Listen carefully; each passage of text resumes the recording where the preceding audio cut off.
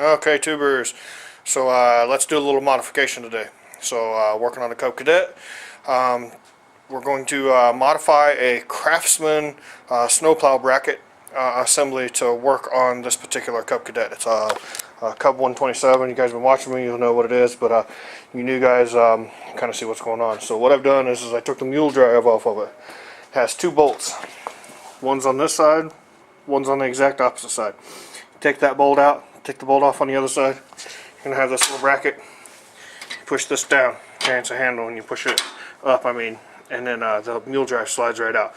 I did have to use a little gentle persuasion with the rubber mallet, but she did come right off of there. So what we got to do is, this is one of the brackets, that's the other bar, and I got another one just like this up here. So what we're doing is we have to modify this bracket, which this hole will line up, but this one is not big enough to go over the way the mule drive was, because I'm going to make this so she just bolts on. So I'm going to cut a slot like this, and these two brackets, the one like this and like the other one. Okay, first step, I've got this cut out, but I got to make it about this wide. Okay, so that's the next step. Okay, so this is just to start with the hole. I got to clean it up a little bit, but I should be okay for the moment, just for testing purposes. Okay, so this is going to fit on there. Well, and then I have another part, which I knew it was going to happen that way. So what I got to do is cut a chunk out of that corner right there, because she's hitting on the control arm there, or the front axle. So what I'm going to do is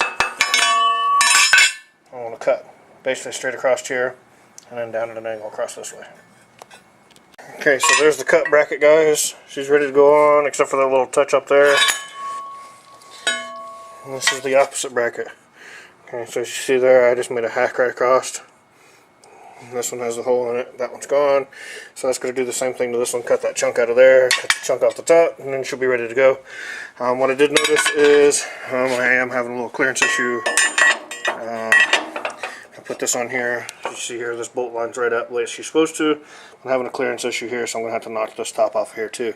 So what I'm going to do is cut. I'm just going to cut straight down and across. Okay, so there's the modified plow bracket, guys. So, ow, a little lower here. Okay, so she hooks right on there where she's supposed to.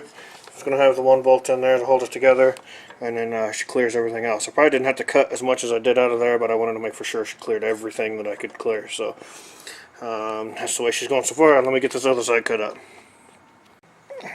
I don't think there's much life left on that one.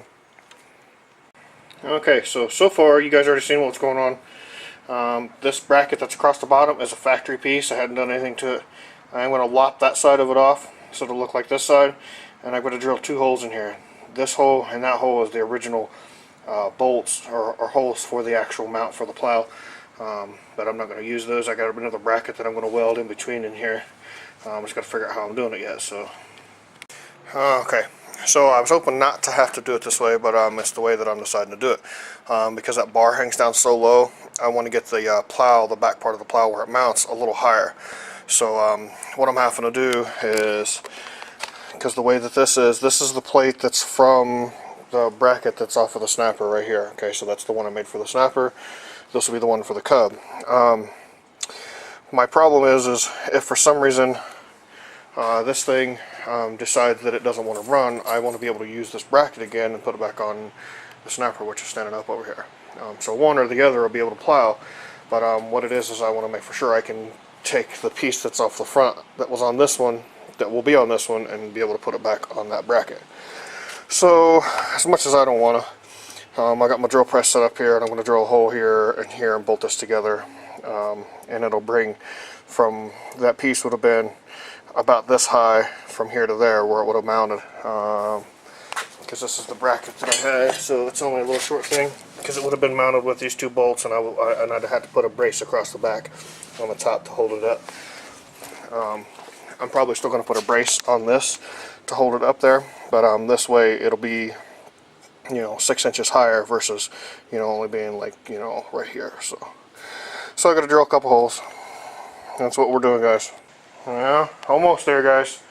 I think I'm going to have to chop a little bit off of this end over here to get it to slide in, because if you look at it, this side's kicked out a little bit, but both sides are kicked out a little, so it isn't a huge deal. But if you look there, we got this piece of strapping. It's a 1/4 inch thicker, or 1/8 inch or whatever, across that here. So I've got this piece across here, and then that'll bolt through there with the plow. I have to put a couple of washers. Get my finger out of the way here. So a couple washers in here to keep it so that way it's the same level as this. Drill 2 more holes, one here, one there, and I gotta get one more of these bolts. It's right there, and that'll be the plow mount for this. Pretty easy to take it apart and put it back together. So if I had to use that middle section there, because that middle piece is the part that was on that bracket there.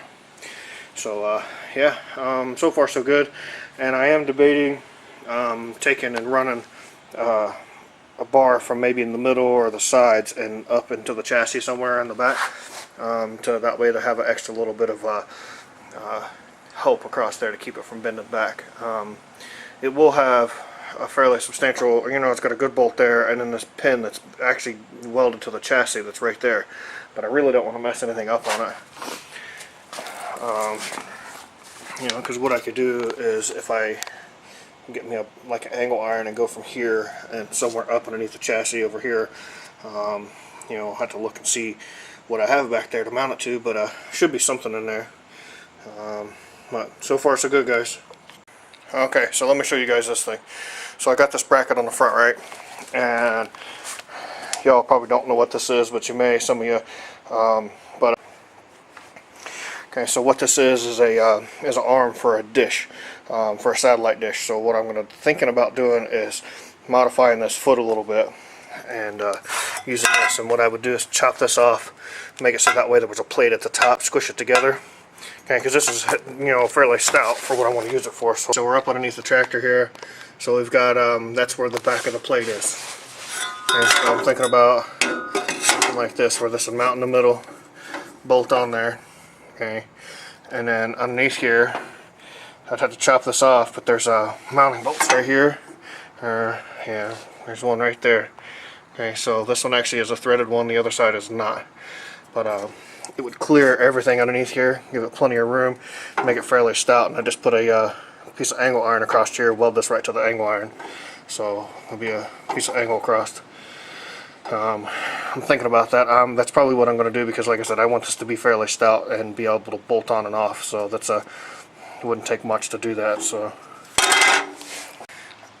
yeah, I know I am probably over engineering this thing.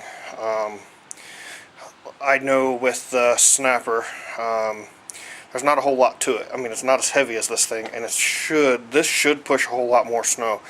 Should be able to push it a little harder. So I'm trying to overcompensate and make sure that she's able to push the snow where I want it to go. Even if we get snow this year. I mean, it's November now, midway through November. What is this, the 17th? So if we get snow, we get it. We don't, but I'll be prepared. With the snapper, like I said, it pushed snow, but it wasn't real good at it, but it did do it. I'm just wanting to make for sure that I'm able to do that a little better this year. So yeah, so we'll see. It's like 1:30 or something now. Yeah, it's 2 o'clock, so I got about another half hour before I got to go in here. So we'll see what else I got going on. I just noticed that this is cracked. It's got 2 cracks in here. Okay. I don't know how that would got cracked, but okay. Okay, so I got all that kind of mocked up. Got a couple more cuts, and was trying to avoid doing some welding, but I'm going to do this welding here. It won't be today, but I'll show you what I got going on. So you guys seen this before, but it's modified a little more. I still got a little more, so I chopped this bottom part off because it looked like that. Now it looks like this on this end. Under here, I've got the piece of angle iron up here. This one bolts right to the chassis. The other one I'm going to have to put a nut and bolt on it. And so on the front, if you guys can see or not, this will be level when I get done with it. I want it right up there to the top, because there's a hole in the middle of this, and I'll be able to use it as a mount. This end is where the angle iron is. Here's everything. I had to cut a notch on this side, so that, because this arm is off of here, but there's a good inch of room, even all the way over as far as I can get it. so plenty of room over there. What I'm going to do is just mount up here with a couple nuts and bolts, and then I'm going to weld a couple pieces of flat iron across here, okay, and like it'll be up in there a little further, but I'm going to weld it to this angle iron straight down, and then bolt this through it. Okay, so it'll be welded to this.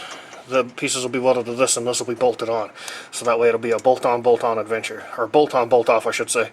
So make it nice and easy to take on and off if I need to. So, but I still have to cut this, of course. I just chopped part of it off because it wouldn't fit up in here to get a basic mock-up. So, if you guys see here, she's coming along. Okay, so that's going to be the end of the videos for today. I'm off tomorrow. Maybe I'll get this thing finished up tomorrow. I'm looking into a couple little more parts for this, and she'll be ready to go. Gonna change the oil on her, get a plug for it, and air filter. I have an air filter for it, but it's just nasty bad, so I don't think there's any way to salvage it. So I'm gonna pick up a filter. They're about $8-10 for a filter, and this thing will be ready to go, at least running driving. And I'm going to change the transmission fluid in it once I drive it around here a little bit. Put a new filter on it, put new fluid in it, and then you know, go from there. Filter's about $15, so another $30-40 into this thing, and it'd be a heck of a snow pusher. So yeah, until next time, guys, thanks for watching. Hit the thumbs up for me, you know, greatly appreciated. Share the video, guys. Till next time, bye bye.